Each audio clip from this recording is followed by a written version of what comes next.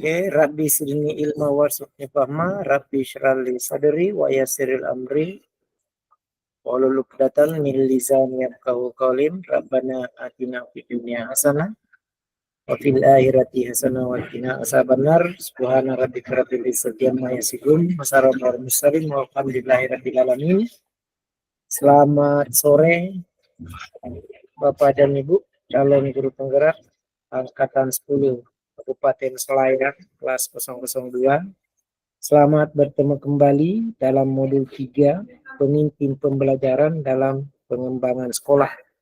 Dengan item pembelajaran kita modul 3.1 pengambilan keputusan berbasis nilai-nilai kebajikan. Bila segala pujian yang milik Allah yang telah mempertemukan kita pada siang menjelang sore hari ini dalam perjalanan calon guru penggerak untuk menjadi guru penggerak yang nantinya akan diharapkan menjadi guru peradaban yang mampu mengantar anak-anak untuk mencapai well-being, keselamatan di dunia wal akhirat.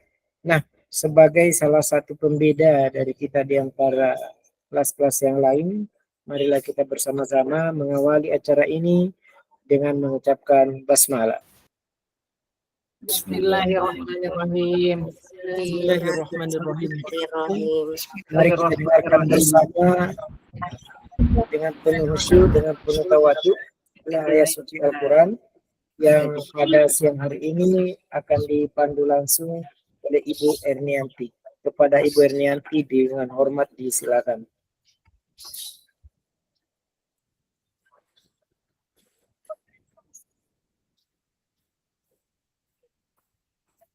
Ibu Ernianti silakan.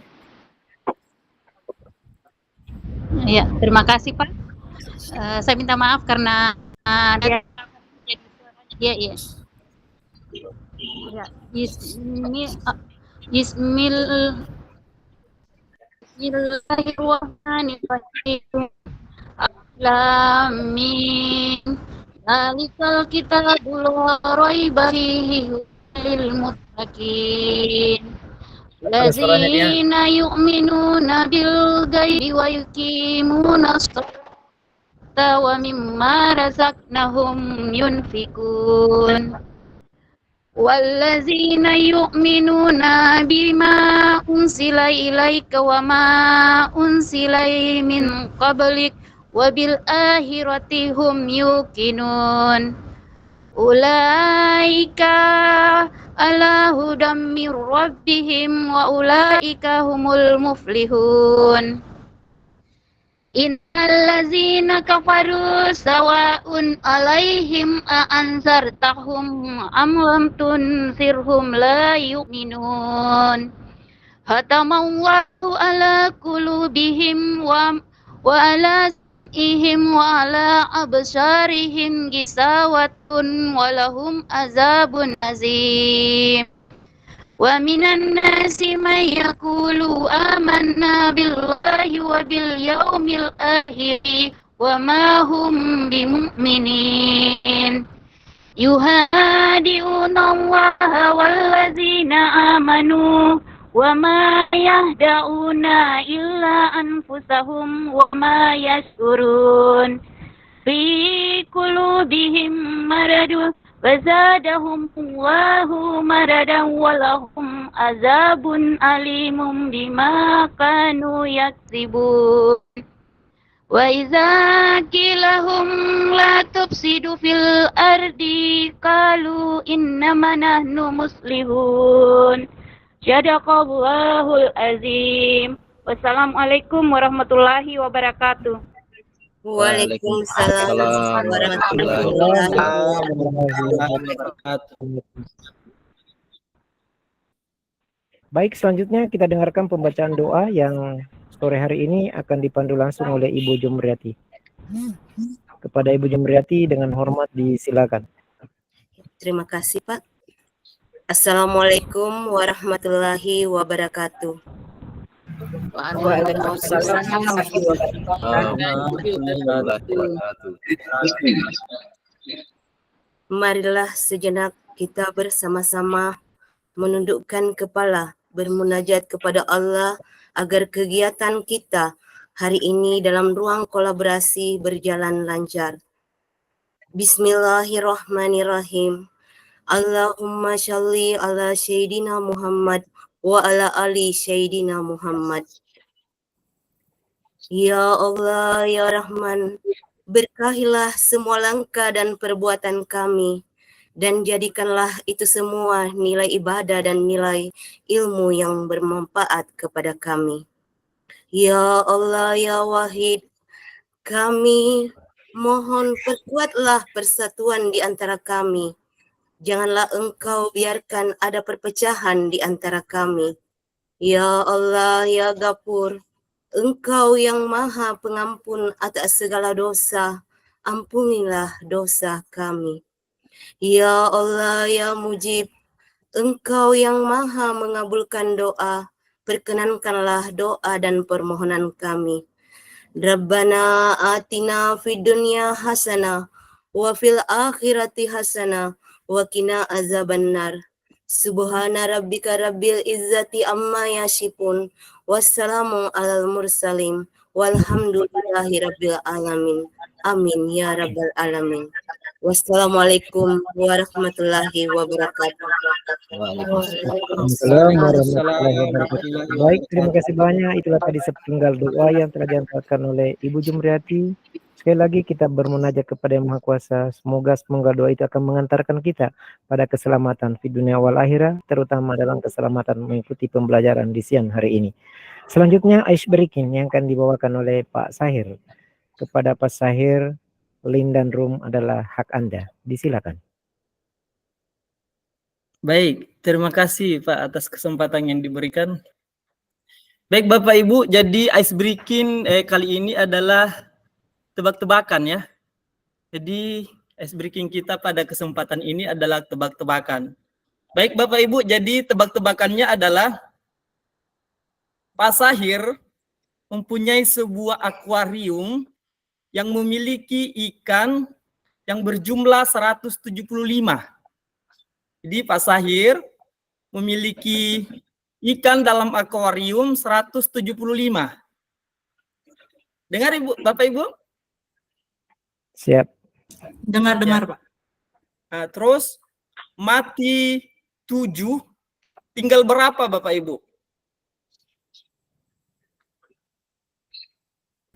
Boleh diulang, Pak? 168. Ya, mati 7, tinggal berapa? 175. 168. 168. 168, Berapa? Pak. 168. 175. 100. Salah. Oh, tetap 175. 175. Tetap 175. Salah, masih salah. Diulang, Pak. Diulang. Ya, jadi saya memiliki ikan 175 ekor. Terus mati 7, tinggal berapa?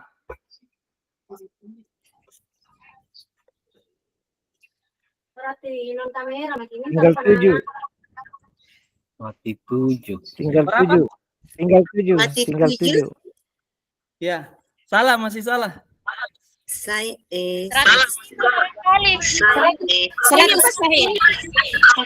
Masih salah. 10, Pak. Bulannya. 15 Pak Sahir. Masih salah. Jawab, saya kasih tahu ya jawaban. 15 Pak Sahir. Salah. Ya, dijawab, Pak Sahir. Ya, saya memiliki ikan dalam akuarium 175. 5. Mati 7. Ah, ya, jadi tinggal dibuang itu yang mati, Ibu Bapak. Oh, tinggal di Tinggal dibuang.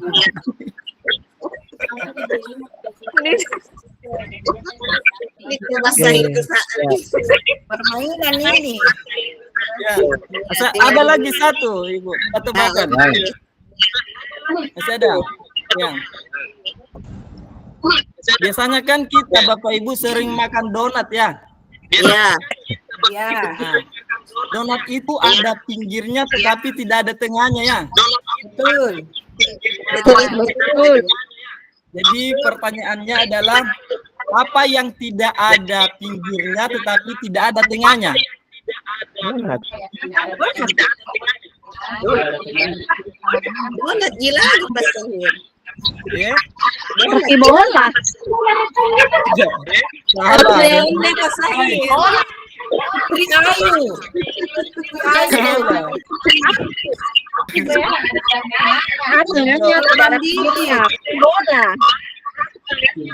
Salah.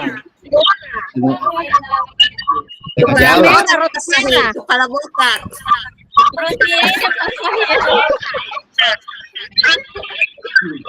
Ada pinggirnya tapi tidak ada tengahnya. Ada tengahnya tapi tidak ada pinggirnya. Ada nyanya, tidak ada pinggirnya. Tapi tidak ada pinggirnya. Sudah. Salah.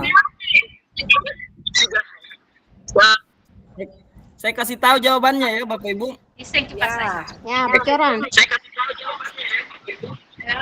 Kalau donat kan ada pinggirnya, tidak ada tengahnya. Nah, tapi kalau ada tengah tapi tidak ada pinggirnya itu tengah malam, tidak ada pinggir malam, Bapak Ibu.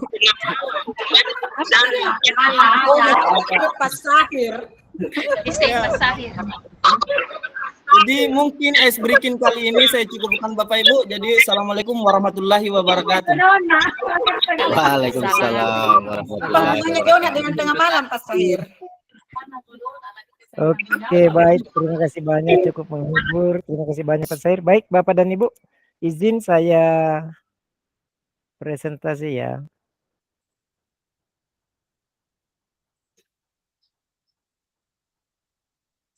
Apa sudah ada perubahan di layar monitor Bapak dan Ibu? Sudah Pak. Sudah Pak. Sudah ada, Pak. Sudah ada, Pak. Nah, itu dia. Kenapa di sini tidak ada? Oke, ada? Ada, Ada Pak. Pak. Oke, baik. Oke, baik, Bismillahirrahmanirrahim. Kita lanjut Bapak dan Ibu. Kita sekarang berada di modul 3, pengelolaan program yang berdampak pada murid. Dengan modul 3.1, pengambilan keputusan berbasis nilai-nilai kebajikan sebagai pemimpin pembelajaran.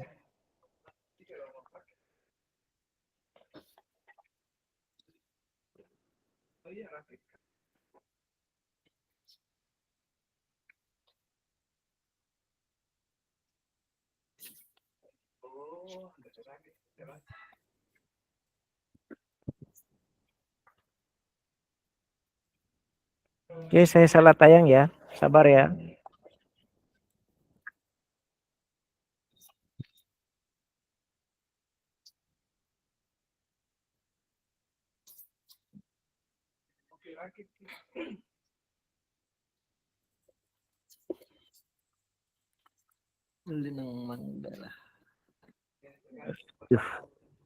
Oke.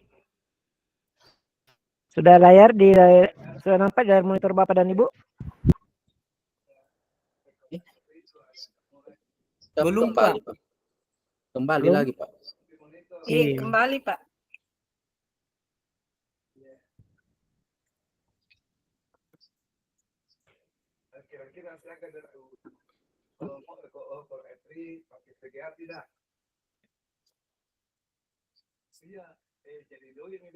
Ya, sudah. Sudah ada? Sudah, Pak. Oke, baik. Ya, sudah ada, Pak. Kita berada di modul 3.1, pengambilan keputusan berbasis nilai-nilai kebajikan sebagai pemimpin. Dengan tagline-nya atau kalimat pemantik atau boleh dikatakan sebagai kalimat penyemangat buat kita semua. Pemimpin yang berintegritas, berdampak, dan membawa perubahan. Harapan dari penyandang modul atau harapan dari pemerintah melalui perantara sebagai fasilitator, sangat diharapkan setelah kita berbicara di modul ini, diharapkan adanya pemimpin yang berintegritas, pemimpin yang berdampak, dan pemimpin yang dapat membawa perubahan. Bapak dan Ibu adalah orang-orang yang sudah mau belajar, yang sudah pasti akan keluar dari zona nyaman, akan bersiap untuk mengadakan perubahan. Dan ini kita sudah berada di modul ke-7. Di modul ke-8. 2 modul lagi tersisa dalam rangka bagaimana kita menyelesaikan pembelajaran di calon guru penggerak hari ini. Sangat diharapkan setelah selesai membaca atau kita telah modul 3.1 dengan frekuensinya di modul 3, pemimpin pembelajaran dalam pengembangan sekolah. Dari modulnya saja, Bapak dan Ibu diharapkan akan menjadi seorang leader, seorang pemimpin pembelajaran di sekolah. Berbeda dengan yang lain, harus kita punya trik sendiri, cara sendiri untuk mengubah cara pandang sendiri.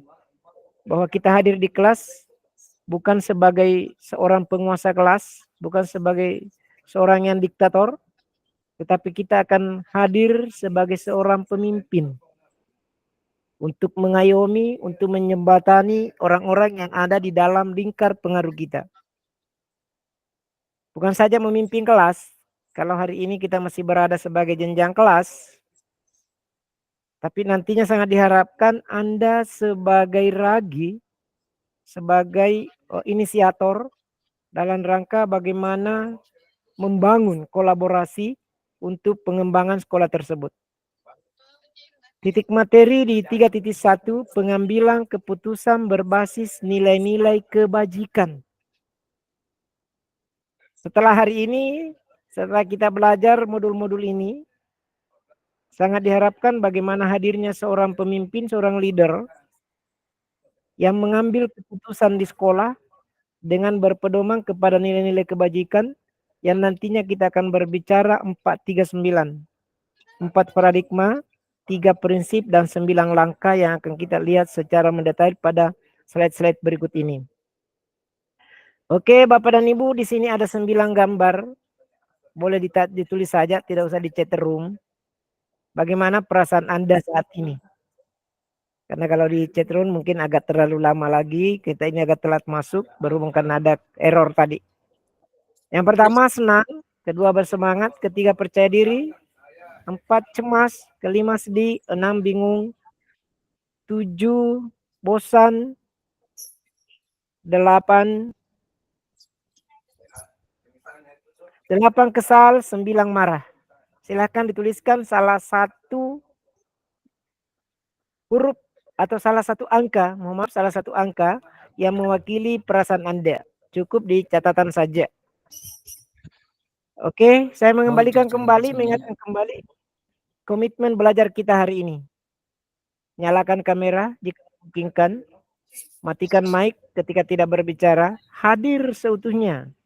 Mari kita sama-sama menghargai waktu, dilarang merekam, buat catatan kecil, raise hand jika ingin berbicara.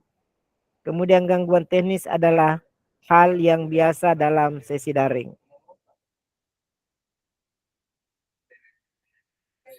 Oke, Bapak dan Ibu, saya kembali mengingatkan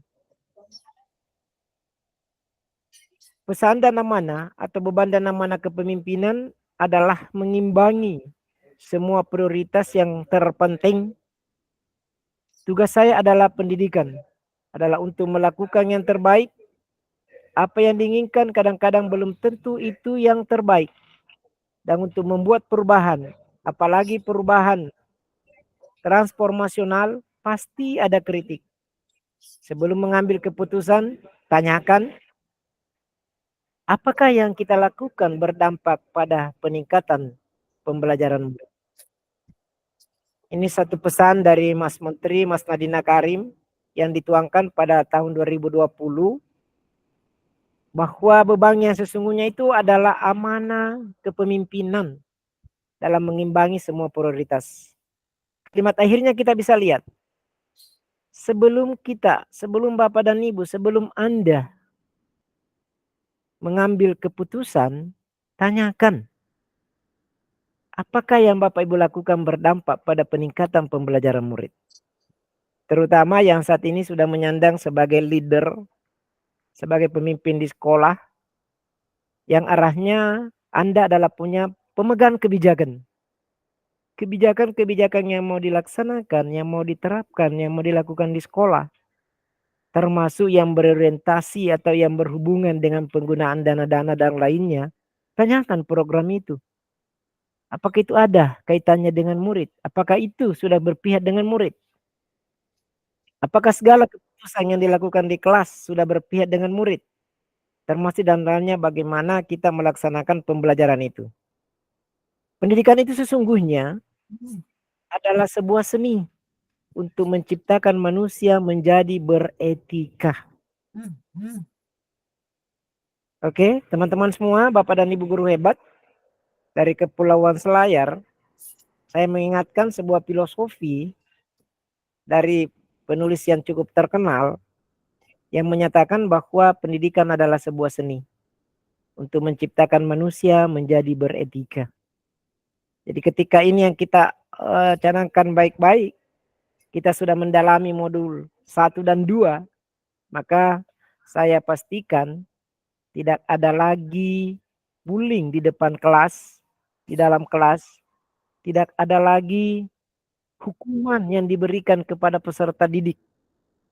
Karena kita sudah paham bahwa pendidikan itu adalah sebuah seni. Seni itu menghibur, Pak. Menghibur Bapak dan Ibu. Tidak ada seni orang marah-marah. Walaupun itu melakukan perang antagonis misalnya, tapi tetap dari pembicaraan itu ada sisi hiburannya di dalamnya. Jadi mari kita memahami bahwa kita hadir di dalam kelas sebagai seorang leader, sebagai seorang pemimpin pembelajaran yang membawa konsep bahwa pendidikan yang saya antarkan adalah sebuah seni untuk melahirkan manusia yang beretika. Tolong digarisbawahi kata beretika. Manusia yang punya etiket. Bukan manusia yang juara sains, tapi tanpa etika. Bukan manusia yang juara IPA, juara matematika, atau juara lain-lainnya, tapi dia tinggalkan etika. Tapi kita akan membentuk manusia-manusia yang beretika sambil diiringi dengan prestasi-prestasi sesungguhnya. Baik itu prestasi akademik maupun prestasi non-akademik. Sumber berharga yang dimiliki semua guru adalah ketergantungan satu dengan yang lain. Tanpa kolaborasi atau kerjasama, maka pertumbuhan diri kita akan dibatasi oleh pandangan kita masing-masing. Kolaborasi, peran dan tanggung jawab seorang guru penggerak, itu ada di dalamnya, salah satunya adalah kolaborasi. Jika tanpa menghadirkan kolaborasi, maka bisa dipastikan tidak akan terbangun solidaritas, tidak akan melahirkan suasana pembelajaran yang nyaman di kelas, dan dipastikan tidak akan membawa perubahan yang signifikan di dalam pembangunan sekolah itu sendiri. Tujuan khusus yang kita mau pelajari pada pertemuan insya Allah 3 kali 45 menit ke depan, calon guru penggerak diharapkan dapat berbagi, berkolaborasi, dan menerapkan keterampilan pengambilan keputusan berdasarkan 4 paradigma, 3 prinsip, dan 9 langkah pengambilan keputusan. Sangat simpel yang kita mau capai pada perbincangan di sore hari ini, bahwa kalian selaku calon guru penggerak sangat diharapkan bagaimana nanti mengambil keputusan. Kenapa ini pengambilan keputusan perlu? Kita pastikan bahwa di sekolah pasti terjadi dilema. Pasti dihadapkan oleh 2 persoalan. Apakah dia dilema etika ataupun itu bujukan moral. Maka untuk keluar dari sistem itu, kita diharapkan hari ini untuk belajar apa itu 4 paradigma. Yang mana termasuk 3 prinsip dan juga bagaimana 9 langkah dalam pengambilan keputusan. 4 paradigma ini biasanya akan berhadapan, apakah individu berhadapan kelompok, rasa keadilan akan berhadapan dengan rasa kasihan, kebenaran berhadapan dengan atau berlawanan dengan prinsip kesetiaan jangka panjang dan bermisi jangka pendek. Kemudian 3 prinsipnya, berpikir berbasis hasil akhir, atau kita berpikir berbasis peraturan, atau kita dihadapkan berpikir berdasarkan rasa peduli, care. Saya Bapak Hendra. Bapak dan Ibu diharapkan Anda diminta untuk dapat bekerja sama atau berkolaborasi untuk mencapai tujuan bersama, yaitu menjadi pemimpin pembelajaran yang bijaksana, cekatan dan mandiri pada sekolah atau lingkungan masing-masing dalam keterampilan pengambilan keputusan yang memiliki unsur dilema etika. Sebentar kita akan belajar di dalam room, di dalam kelompok masing-masing. Yang saya sudah amanatkan kepada teman-teman untuk membagi kelompoknya atas 4 kelompok. Ada yang terdiri atas 3 orang, kemudian ada 4 orang. Di dalam kelompok ini kita dicoba berlatih untuk berkolaborasi. Menjadi pemimpin pembelajaran yang bijaksana. Saya highlight atau saya garis merah kata menjadi pemimpin yang bijaksana. Pemimpin sekolah, guru kelas, kepala sekolah. Yang sangat diharapkan nantinya adalah orang-orang yang bijaksana. Bijaksana dengan menggunakan beberapa langkah. Dan sangat diharapkan Anda menjadi guru yang cekatan. Guru yang mandiri pada sekolah dan lingkungan masing-masing dalam keterampilan pengambilan keputusan yang memiliki unsur dilema etika. Jadi yang nanti yang kemungkinan besarnya kita akan kelola adalah persoalan-persoalan yang memiliki unsur dilema etika. Dilema etika inilah yang diproses ke dalam 9 langkah. Mengapa bujukan moral tidak diandalkan di sini? Saya kira bujukan moral setelah kita memahami di bujukan moral kan sudah jelas. Boleh dua-duanya salah, boleh dua-duanya benar. Tapi yang pastinya kalau di bujukan moral sudah jelas salah satu dari kegiatan itu pasti salah. Hanya Bapak dan Ibu punya komitmen untuk meyakinkan kebenaran bahwa hal itu adalah salah. Jadi bujukan moral sudah jelas 1 dari 2 persoalan itu pasti salah.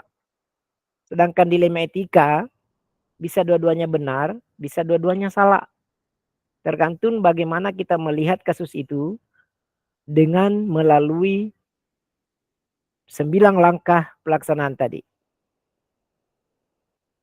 Oke, ini nanti akan dijelasin dan saya kira Bapak dan Ibu akan paham ketika membaca 9 keterampilan kepemimpinan pendukung sebagai pemimpin pembelajaran. Ya. Kita lewati aja. Nah, pemahaman inti atau intisari setelah tujuan khusus dari modul 3.1, sekolah adalah institusi moral yang dirancang untuk mengajarkan norma-norma sosial. Keputusan-keputusan yang diambil di sekolah akan merefleksikan nilai-nilai yang dijunjung tinggi oleh sekolah tersebut dan akan menjadi rujukan atau teladan bagi seluruh warga sekolah. Pendidik adalah teladan bagi murid untuk mewujudkan profil pelajar Pancasila. 3 kalimat inti ini sebagai calon guru penggerak yang notabene sebentar lagi akan menjadi guru penggerak memperkuat modul 1.3 tentang nilai dan peran guru penggerak. Di mana kita pahami bersama untuk mengajarkan bahwa di sekolah itu kita akan mengajarkan moral-moral dan ilmu sosial. Di sekolah kita akan meletakkan nilai-nilai kebajikan. Kemudian di tempat itu juga mari menjadikan murid sebagai profil pelajar Pancasila yang pastinya sangat diharapkan Bapak dan Ibu guru yang akan menjadi teladan dalam menerapkan kegiatan ini. Selanjut dari itu, di modul ini juga diharapkan pengembangan keterampilan atau skill guru dalam pengambilan keputusan sebagai pemimpin pembelajaran. Jadi ketika dihadapkan pada problem dilema etika, ataupun itu bujukan moral, maka tampillah secara pribadi bahwa Anda adalah pengambil keputusan sebagai pemimpin pembelajaran, sebagai leader. Bukan sebagai penguasa, apalagi sebagai melaksanakan sebagai diktator untuk menghakimi sesuatu, enggak. Tapi Anda diharapkan benar-benar mengambil keputusan dan kebijakan yang berpihak kepada peserta didik melalui telah 439. Tidak ada benar atau salah ketika Anda dalam melakukan suatu kasus yang ada, selama pengambilan keputusan didasarkan pada nilai-nilai kebajikan universal, kepemimpinan murid, dan rasa tanggung jawab. Ya. Ketika hal itu, ketika masalah itu, ketika dilema etika itu, Bapak dan Ibu tuangkan dalam penerapan 9 langkah, kemudian menganalisis persoalan dengan secara saksama dan bijak, tanpa melibatkan kepentingan diri, dengan memperhatikan kepentingan murid, dengan penuh rasa tanggung jawab fi dunia wal akhirah, Bapak dan Ibu diyakini berada dalam pihak yang benar. Oke. Ketika kita berhadapan dengan murid, ketika murid melakukan suatu menurut Ibu pelanggaran, atau menurut Bapak adalah suatu masalah yang diciptakan oleh murid, mari melihat atau mari meneteramkan diri dengan menggunakan segitiga restitusi. Misalnya, anak-anak tidak mengerjakan PR. Kalau ada PR yang diberikan, jangan langsung dimarahi, jangan langsung diputusin ketika anak-anak lalai mengerjakannya. Atau ketika anak ada yang telat, atau ada yang melanggar kesepakatan kelas yang sudah dibikin bersama. Dasar pengambilan keputusan itu dengan melalui segitiga restitusi. Dasarnya yang pertama berpihak kepada murid. Yang salahin kepada murid lah. Kemudian kebijakan universal ditinjau. Lalu pertanggungjawabkan apa yang telah menjadi keputusan bersama. Bawa anak-anak ke dalam menetralkan diri. Bukan mengintegrasi, bukan menjustis suatu permasalahan, apalagi melebelin bahwa dia anak nakal, anak yang kurang sopan, atau hal-hal lain yang memang yang tidak sesuai dengan apa yang diharapkan oleh peserta didik. Perlu dipahami bahwa anak-anak yang hadir di tangan Bapak dan Ibu adalah anak-anak yang masih labil. Terutama anak usia SD sampai SMP. Belum mengenal jati dirinya. Maka kehadiran orang dewasa lah yang akan memperkuat, yang akan membentengi dirinya untuk bagaimana dia menjadi manusia pribadi, manusia yang terampil, manusia yang berdedikasi sebagai sosok yang nantinya akan membawa peradaban ini. Seandainya Bapak dan Ibu, hukuman itu dapat menyelesaikan masalah atau membentuk pribadi murid, saya pastikan tidak ada kesalahan yang berulang di dalam satu unit sekolah atau tidak ada pelanggaran yang berulang yang dilaksanakan oleh peserta didik. Nah, maka dari itu hukuman itu di calon guru penggerak sudah tidak boleh lagi dilakukan. Atau boleh kita melihat coba di dunia nyata hari ini. Sekiranya hukuman itu menyelesaikan persoalan dan membuat orang-orang sadar, maka saya pastikan tidak ada pelanggar-pelanggar hukum yang 2 kali masuk lembaga, yang 2 kali masuk penjara, dan bahkan yang berulang lebih dari 2 kali. Maka di dunia pendidikanlah kita coba dan diharapkan teman-teman guru sebagai leader yang mau mencoba menerapkan ini menghindarkan dan tidak melaksanakan hukuman itu. Sekali lagi prinsipnya, hukuman tidak akan pernah menyelesaikan persoalan. Dan tidak akan pernah sampai detik hari ini membuat anak-anak itu sadar.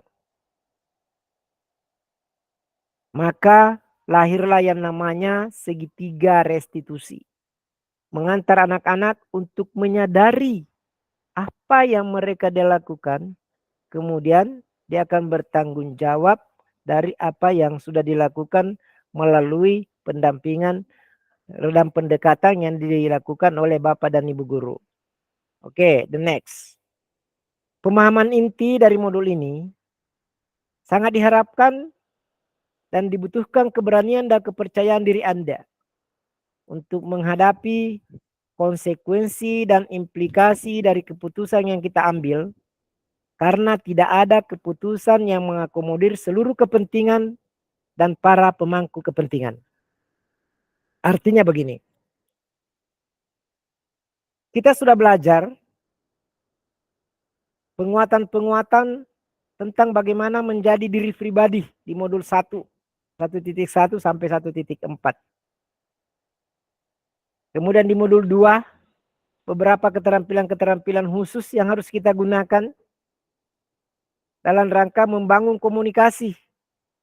Dan saatnya di modul 3, bagaimana merealitakan ilmu-ilmu itu. Ketika besok atau kapan hari, Bapak dan Ibu mengambil keputusan atau dihadapkan pada sebuah problema, maka yang sangat diharapkan adalah keberanian dan kepercayaan diri. Yakin saja bahwa keputusan yang tidak diambil tidak serta-merta akan diterima sepenuhnya oleh orang-orang yang ada di luar sana. Oleh orang mereka yang mengakomodir, mengaku kepentingan di luar sana. Akan tetapi jika hal itu dilakukan dengan melalui 439, paradigma berpikirnya, maka Bapak dan Ibu diyakinkan akan selamat di dalam melaksanakan pengambilan keputusan itu. Diperlukan kejelasan visi dan misi, budaya, dan nilai-nilai yang dianggap penting di sekolah agar bisa menjadi acuan dalam pengambilan keputusan.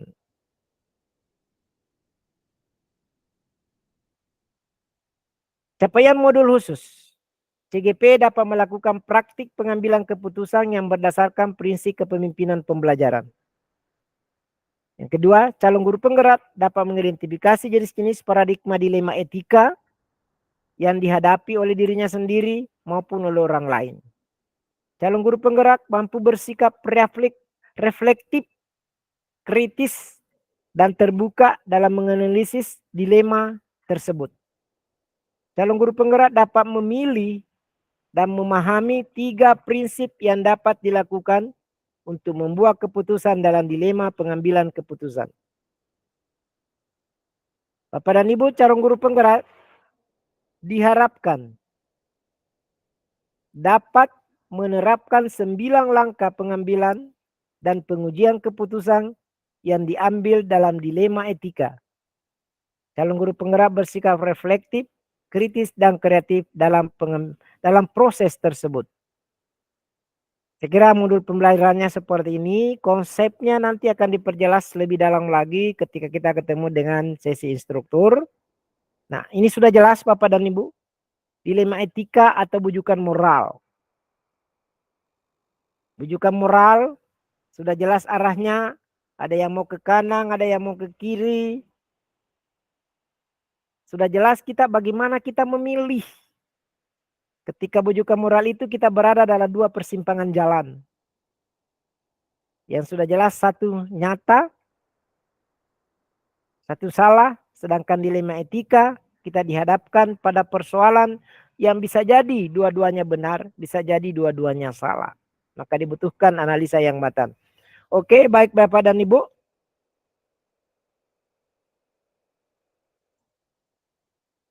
Demikian sebagai penjelas awal, silahkan untuk bergabung di roomnya masing-masing. Kemudian melaksanakan diskusi di bor masing-masing. Kelompok 1, 2, 3, dan 4 sesuai dengan yang telah dibentuk oleh teman Bapak dan Ibu sendiri.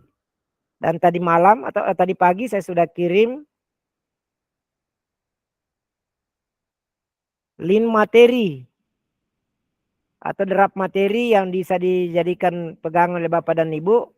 Namun tidak semua dibuatkan PPT-nya, hanya dipilih sesuai dengan yang ada di tabel itu. Oke, silakan ditunggu ya. Saya akan kirim linknya di chat room.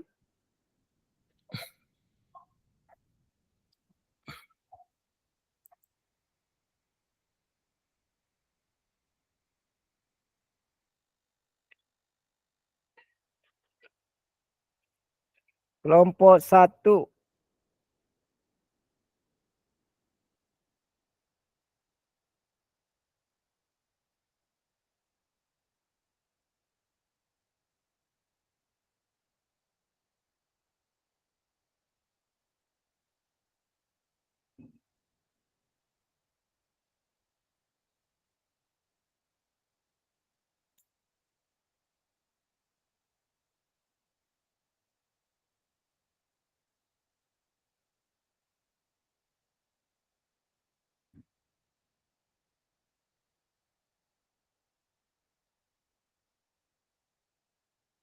Oke, silakan bergabung kelompok 1.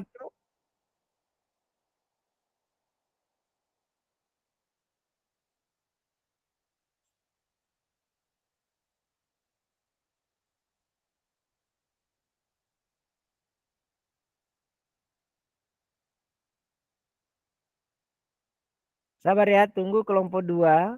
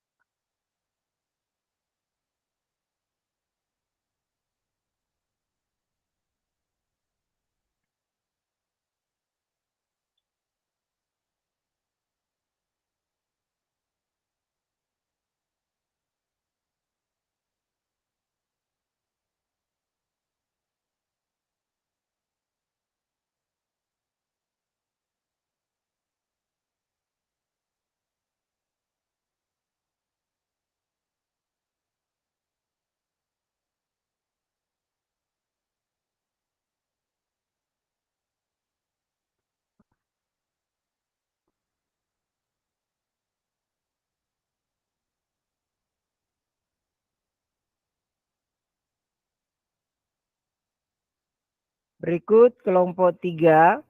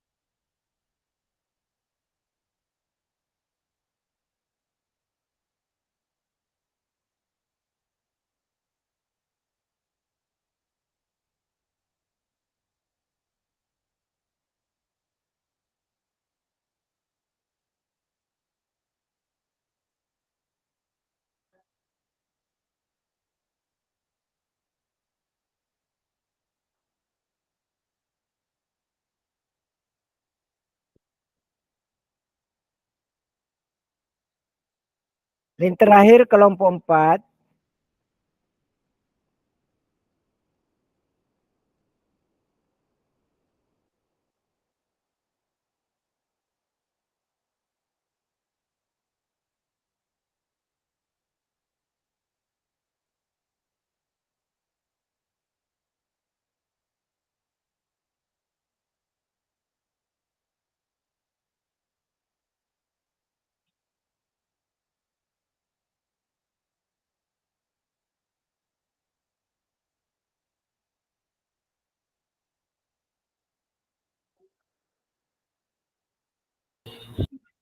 Oh, maaf Pak, izin untuk masuk di kelompok 3. Oke, siap. Kelompok 3.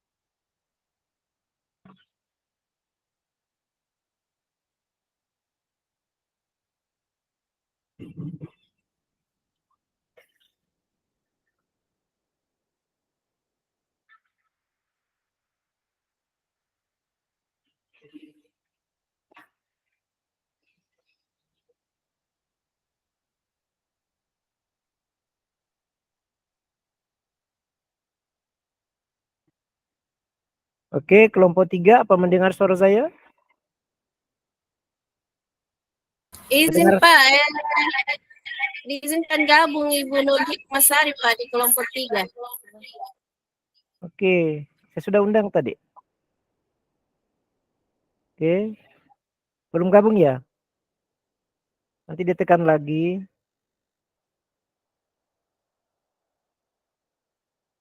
Kelompok 3. Oh, dia keluar. Terlempar rupanya.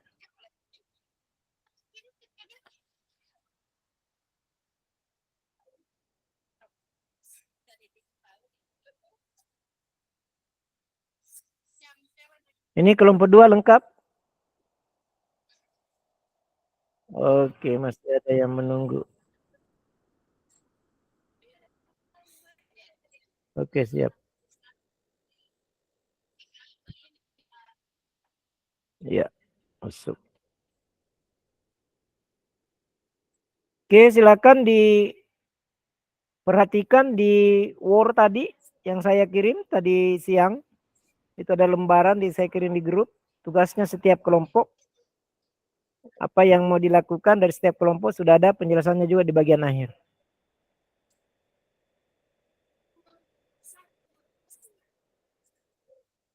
Ini kelompok 3 sudah lengkap? Oh iya, dia keluar. Mudah-mudahan dia segera masuk lagi. Iya, iya. Betul. Saya lihat dia ada di antrian ini. Boleh dia tekan ulang lagi kembali.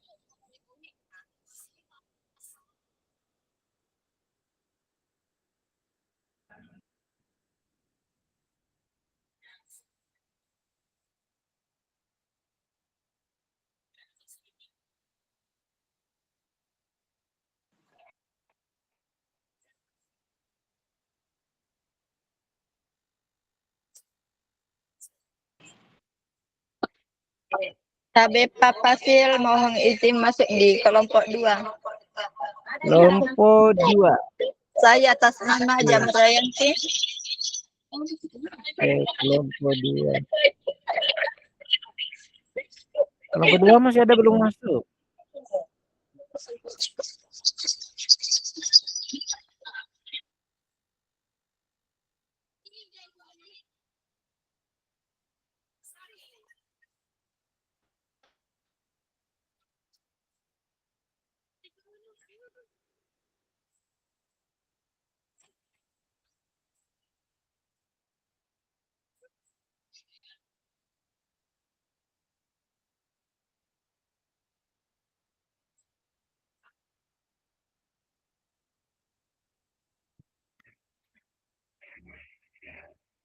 Masih ada yang di sini, silakan pindah Bu di kelompoknya.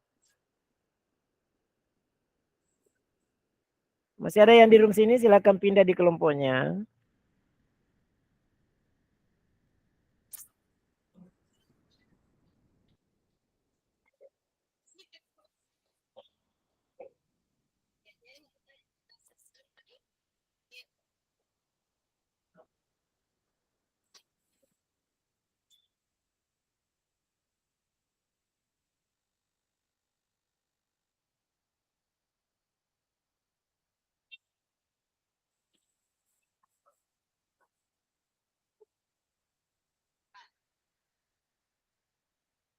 Coba dilihat pembagian tugasnya di lembaran Word ya, yang sudah dikirim.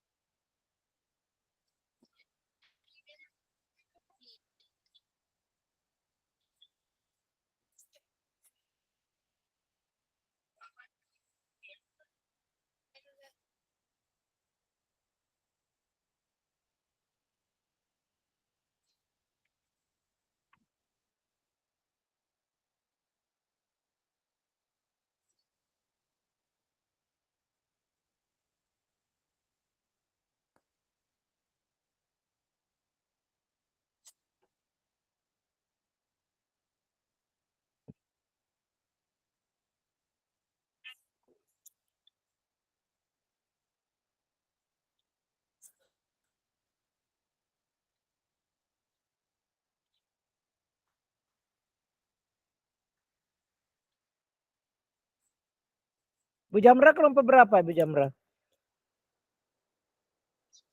Bu Jumrati kelompok berapa?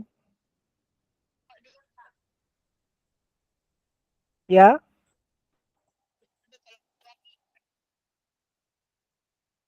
nggak kedengaran. Bu Jumrati kelompok berapa?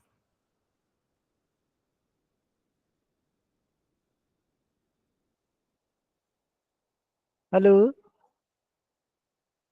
Yang di room utama, masih ada di room utama. Yang di room utama pindah. Cari kelompoknya, Bu. Kita kelompok berapa, Bu?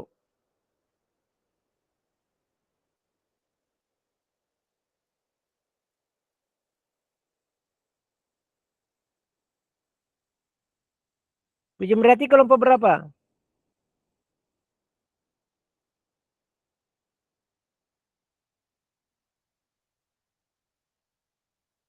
Dilihat link kelompok.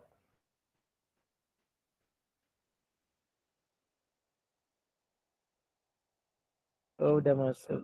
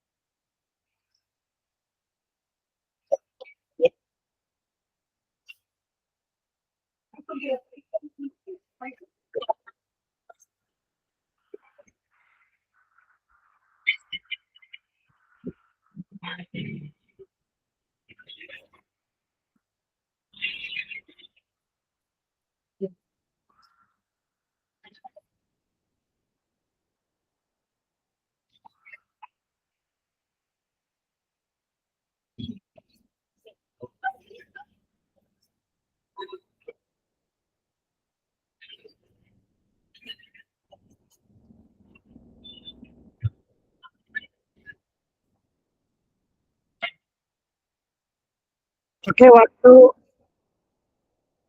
waktu 15 menit lagi, silakan kembali ke room. Silakan kembali ke room utama.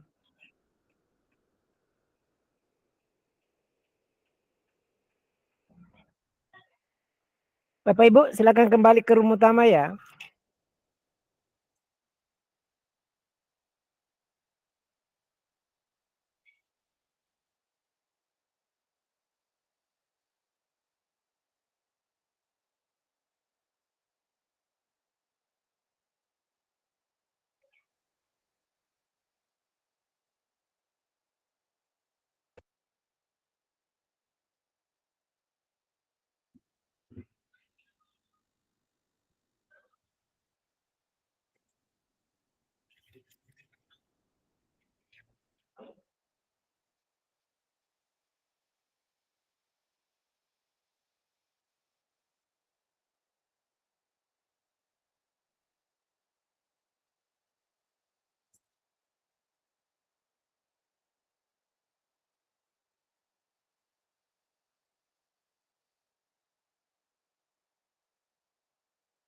Silakan bergabung di room utama.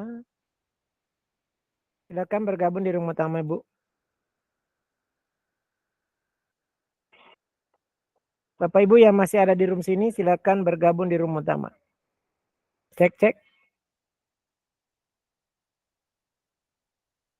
Bapak Ibu yang di sini, silakan bergabung di room utama. Sudah, Pak.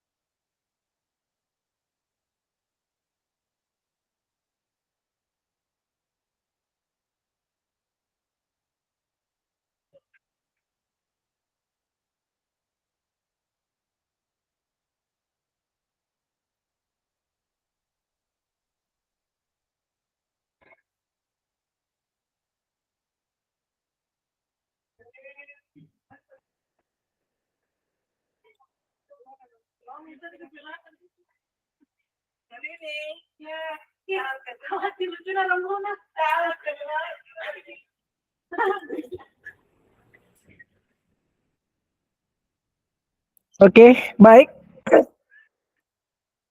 Tadi saya sudah mendengar dan mengikuti. Cek apakah suara saya kedengaran? Kedengaran, Pak. Kedengaran, Pak. Oke, baik. Nanti silakan dalam waktu, masih ada waktu sore, malam, dan besok pagi. Silakan dibuat PPT-nya, dicari opsinya, dicari paradigmanya, seperti apa menganalisis kasus itu. Kemudian kalau bisa PPT-nya dikirim sebelum waktu kita presentase nanti untuk lebih memudahkan dalam tayangannya. Lebih awal saya sampaikan bahwa besok insya Allah akan ada tim pemantau dari pusat akan masuk untuk melihat kegiatan kita. Saya sangat berharap Bapak dan Ibu bisa mengambil tempat yang jaringannya kondusif untuk tetap menyalakan kamera dan sedapat mungkin setiap kelompok yang presentase benar-benar dimaksimalkan waktunya, pakai background-nya, kemudian kelompok penanggung jawab memberikan umpan balik yang benar-benar efektif sesuai dengan apa yang disampaikan oleh kelompok presentase. Baik, kita menyamakan pandangan di 9 langkah. Sebelum ke 9 langkah, kita menyamakan pandangan dulu. Kalau dia bujukan moral, oke? Kalau dia bujukan moral, tidak perlu lari ke 9 langkah. Kenapa? Karena di bujukan moral itu sudah benar, yang benar dan yang salah sudah benar salah. Ya, sudah jelas. Iya. Benar ya. Ditujukan moral sudah benar. Ada Oh. yang benar dan ada yang salah. Iya, iya, iya. Kalau dia iya, dilema, iya. nah dilema etika itu ada dua opsi. Iya. Kedua-duanya secara moral boleh benar, namun saling bertentangan.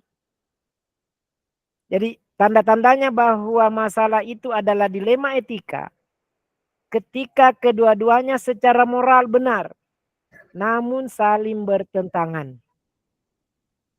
Cirinya yang kedua, ketika membuat keputusan, ketika Anda dihadapkan dan dibuat untuk membuat keputusan antara benar dan benar. Saya ulangi, kalau dia dilema etika, kita dihadapkan pada dua opsi atau dua pilihan, di mana keduanya secara moral benar, namun saling bertentangan. Dan jika kita membuat keputusan, keputusan yang diambil antara benar dan benar.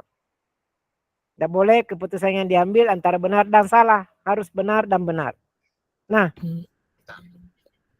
ketika Anda berada di opsi trilema, kita samakan pandangan di sini. Opsi trilema itu adalah dua pilihan yang tidak termasuk dalam daftar pilihan tadi. Setelah dikaji dari 1 sampai dapat angka keempat, ketemu opsi trilemanya. Misalnya gini. Misalnya begini. Sudah disepakati bahwa ketika kita vikon harus membuka kamera dan tidak boleh meninggalkan tempat room. Apapun itu. Nah, ketika kita dihadapkan pada permasalahan, misalnya mau buang air kecil atau mau ke kamar kecil, antara meninggalkan room atau bersama-sama atau tidak, atau menahan tidak buang air kecil, padahal sudah sangat mendesak. Sudah dikaji, opsi trilemanya bisa begini. Kita tetap tidak tinggalkan room dan membawa kamera ke kamar kecil, ya. Dan memperhatikannya gimana cara penyelaksananya. Artinya dua-duanya jalan. Maksudnya gini, opsi trilema itu tidak termasuk dalam daftar pilihan yang kita sudah ajukan dari awal. Yang sudah kita ajukan dari awal. Boleh dua-duanya jalan. Boleh pilihan itu kita jalankan. Apakah ke kamar kecil membawa kamera? Atau supaya dua-duanya jalan. Itu opsi trilema. Pilihan ketika kita harus dihadapkan kepada opsi trilema. Nah, saya kira kalau uji legalnya pasti yang dikatakan uji publik. Yang dikatakan uji publik. Misalnya gini. Ketika berita tentang guru kelas 5 yang mengangkat nilai dikirim ke media surat kabar. Apakah di surat kabar itu akan menjadi halaman utama? Dan kalau muncul di halaman utama, apakah sekolah kita akan rusak? Seperti itu pertanyaannya. Yang dikatakan dengan uji publik. Lalu uji panutan atau idola. Misalnya gini. Untuk menambah nilai. Kita berbicara tentang nilai ya. Nilai 5 mau dijadikan 9. Siapa yang idolanya Bapak? Taruhlah misalnya idolanya adalah Bapak Bupati. Kalau kita tanya Bapak Bupati kira-kira apa jawabannya? Oke? Atau siapa idolanya? Uji panutan atau idola. Artinya ketika persoalan ini saya tanyakan ke idola saya. Kira-kira idola saya memberikan jawaban apa? Itu. Jadi beda ya. Uji publik, pertanyaannya, ketika keputusan ini saya ambil dan dikirim ke media, koran, apakah ini masuk di halaman depan? Kalau masuk di halaman depan, bagaimana sekolah saya terhadap pandangan masyarakat akibat karena berita ini? Kita belum puas di situ, kita tanya idola. Idolanya atau figurnya Bapak siapa? Misalnya Pak Pengawas atau Ketua Figiri. Kalau saya tanya Ketua Figiri terhadap persoalan ini, kira-kira apa jawabannya? Oke, saya kira untuk langkah kelima, pengajuan paradigma ini sudah jelas. Apakah individu lawan kelompok? Apakah rasa keadilan lawan rasa kasihan? Kebenaran lawan kesetiaan? Jangka panjang atau jangka pendek? Bisa satu saja mewakili, bisa semuanya mewakili. Tergantung dari kasus itu. Lalu, belum berhenti di situ misalnya, kasus itu belum berhenti, belum Bapak dan Ibu bisa mengambil tindakan. Lanjutkan lagi ke angka 6. Jadi lagi-lagi gini, untuk dilema etika, 9 langkah, boleh dilaksanakan sampai 9 langkah ketika belum kita mampu mengambil kesimpulan. Tapi ketika sudah bisa mengambil kesimpulan, kita berhenti sampai di situ. Dengan catatan bahwa dari dilema etika, keputusan yang kita ambil adalah keputusan benar dan benar. Bukan benar dan salah. Jadi silakan dimaknai kasus yang ada 3 kasus yang akan dipelajari oleh setiap kelompok, namun 1 kasus yang akan dipresentasikan.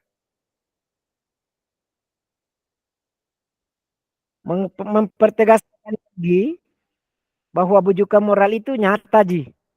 Yang mana benarnya, yang mana salahnya. Sudah nyata. Dilema etika, 2 opsi pilihan, kedua-duanya secara moral benar, namun saling bertentangan. Itu kata kunci. Opsi trilema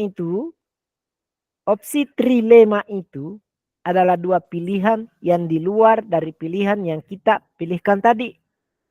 Yang sudah dipilihkan berdasarkan langkah-langkah dari 9 langkah itu.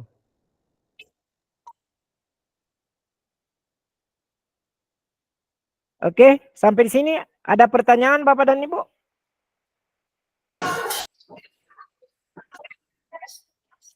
Kalau contoh dari bujukan moral itu Pak seperti apa? Bujukan moral. Iya. Bujukan moral sudah jelas benar dan salah. Contoh sini. Kita telah melakukan kegiatan pelatihan guru. Di pelatihan guru kita mengelola anggaran 1 juta sesuai dengan proposal yang ada. Ketika selesai diklat guru, ada sisanya 500.000. Ya 500.000 panitia mau mengangkat kwitansi untuk mencukupkan 1 juta, kemudian 500.000-nya dipakai pergi rekreasi. Itu kan sudah bujukan moral itu. Tidak benar itu. Mau mengubah nilai kwitansinya karena ada saldo dan itu pun sudah dibelanja dan di dalam menganggarkan kegiatan pelatihan guru tadi tidak ada biaya penutupan. Tidak ada biaya pembubaran panitia. Tidak dianggarkan. Tapi tiba-tiba panitianya mengelola dana semaksimal mungkin dan ada anggarannya. Tersisa 500.000. 500.000 ini panitia mengambil kesimpulan untuk pergi rekreasi. Itu tidak benar dan itu termasuk bujukan moral. Karena sudah nyata salah. Salahnya ada di mana? Melanggar dari kesepakatan awal. Dari tata tertib awal. Karena mau mengangkat nilai kwitansinya. Agar tercukupi nilai 1 juta. Ya. Kalau mengenai tugas ini Pak yang 3 kasus, apakah cuma yang misalnya kami kan dari kelompok 4 hanya kasus 6 yang akan dipresentasikan. Kasus 6 yang ditelah. Betul. Apakah cuma itu saja yang dibikin PPT-nya Pak? Boleh, itu saja yang dibuat PPT-nya, diurai ke bawah, dia masuk di mana, apakah bujukan moral, kalau bujukan moral alasannya apa, A, B, dan Z. Nah, kalau dia opsi trilema, kalau dia dilema etika, apa alasannya mengandalkan dilema etika, dan dilema etikanya diproses sampai di langkah mana sehingga benar-benar mengambil keputusan yang benar dan benar. Oke, ketika Terima kita kasih. berada di dilema etika, kita harus mengambil keputusan bahwa benar dan benar. Siap. Dilema etika, dua-duanya boleh benar, namun pasti saling bertentangan. Misalnya menambah nilai buat anak-anak, itu benar, tapi bertentangan dengan moral.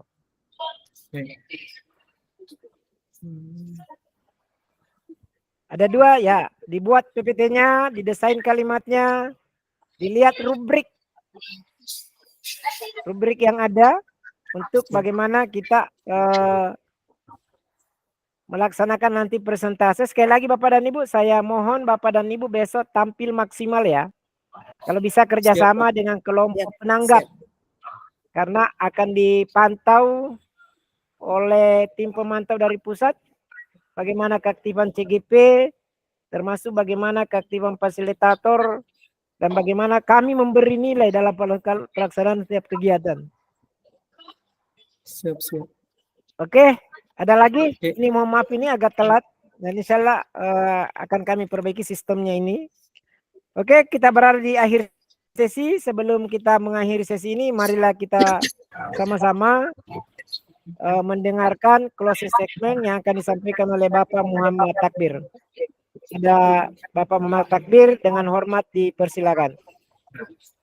Baik, terima kasih atas kesempatan yang diberikan untuk Pak Fazil dan rekan-rekan CGP. Langsung saja barangkali Pak. Terima kasih atas perhatian serta waktu yang diberikan. Kami berharap sesi 1 ruang kolaborasi ini memberi manfaat, inspirasi, motivasi, dan wawasan baru bagi kita semua.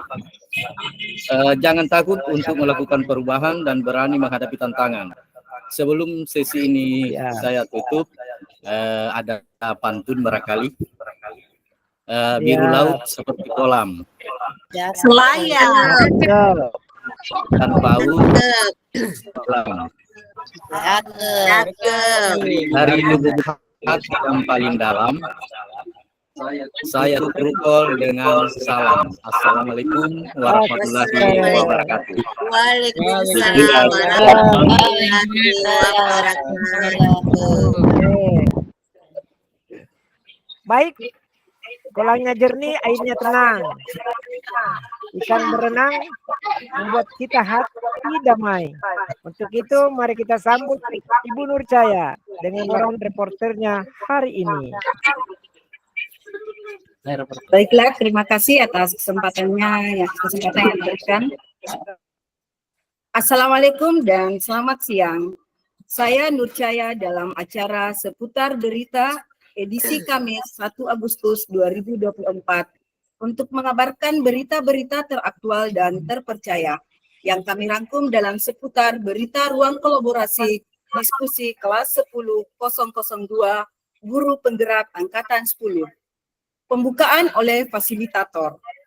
Fasilitator memulai acara dengan menyambut semua peserta dan memberikan pengantar singkat mengenai tujuan dan agenda diskusi pengambilan keputusan berbasis nilai-nilai kebajikan sebagai pemimpin, serta menjelaskan bagaimana peserta diharapkan dapat berbagi, berkolaborasi, dan menerapkan keterampilan pengambilan keputusan berdasarkan 4 paradigma, 3 prinsip, dan 9 langkah pengambilan dan pengujian keputusan.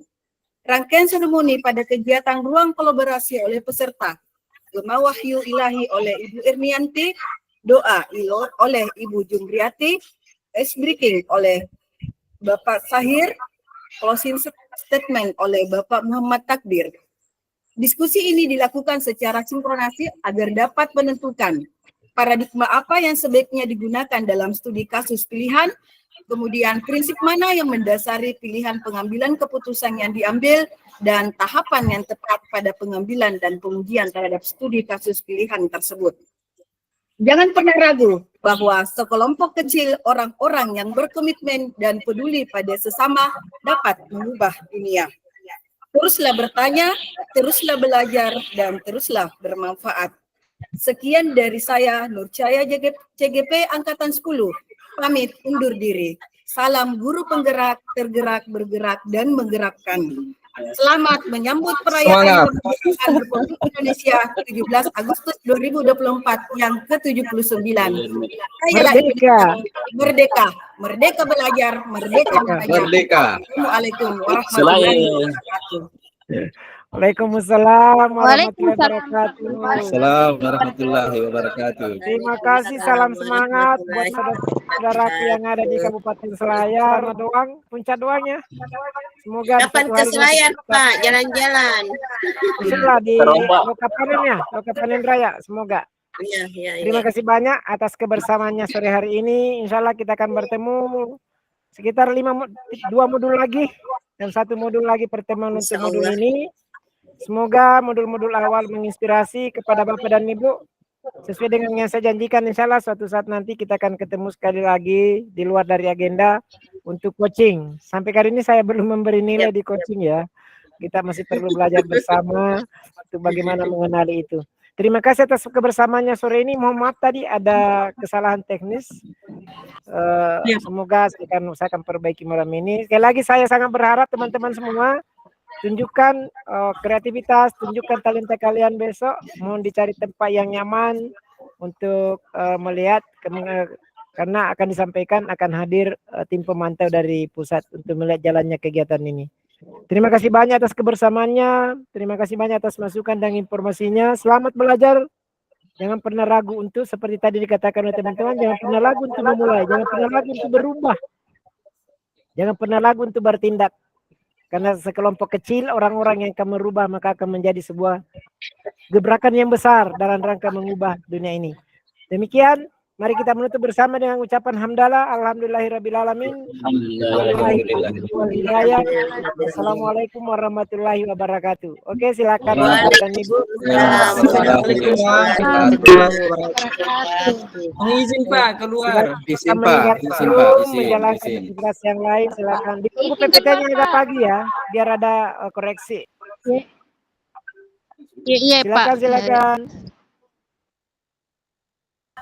Makasih, Pak. Baik, silakan. Apa keluar? Silakan.